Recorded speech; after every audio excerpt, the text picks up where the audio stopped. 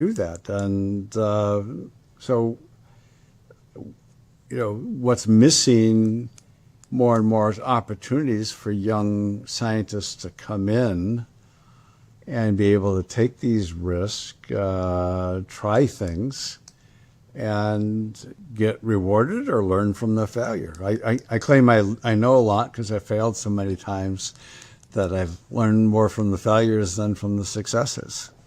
What piece of advice would you give early career scientists right now? You have to take risks. If you're risk adverse, you're in the wrong field.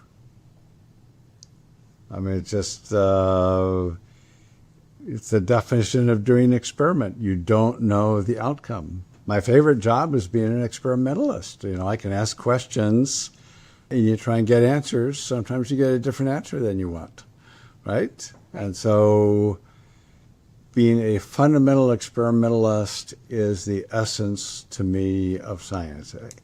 Asking questions and getting answers. There's a gradient, though, and this is what I think we fail at quite a bit. I think I've been very lucky in my career in having the ability to try and answer big questions.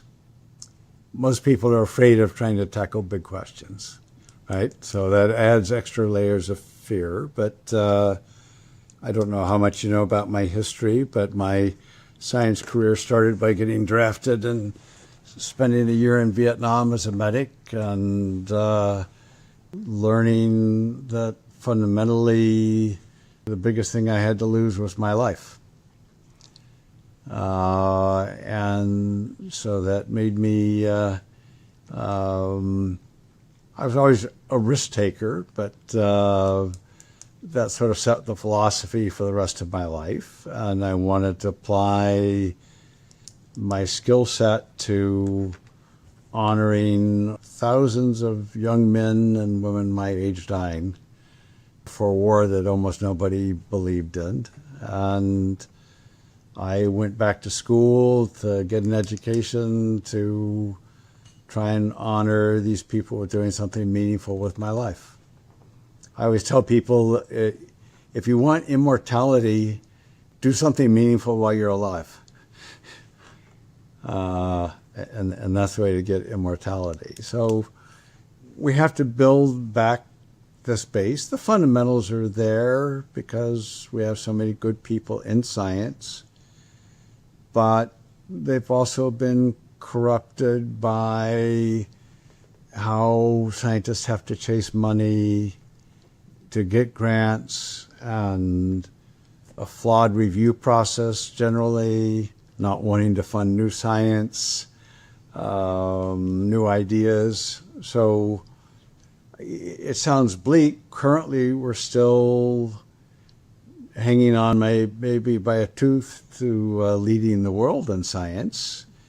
In part, we have unique institutions and unique way of thinking in the U.S.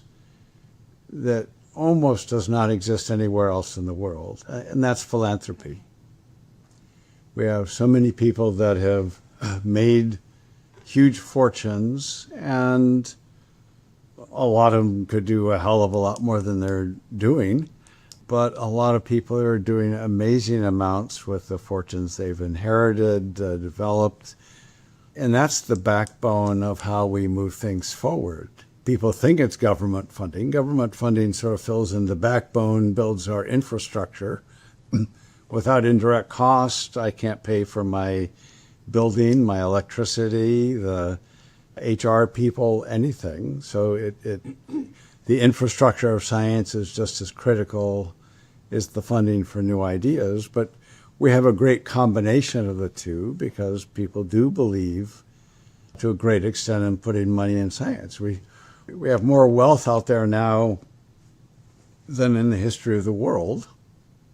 I mean, we have several individuals wealthier than countries. And they could do 1,000 times more with their money and not even miss it.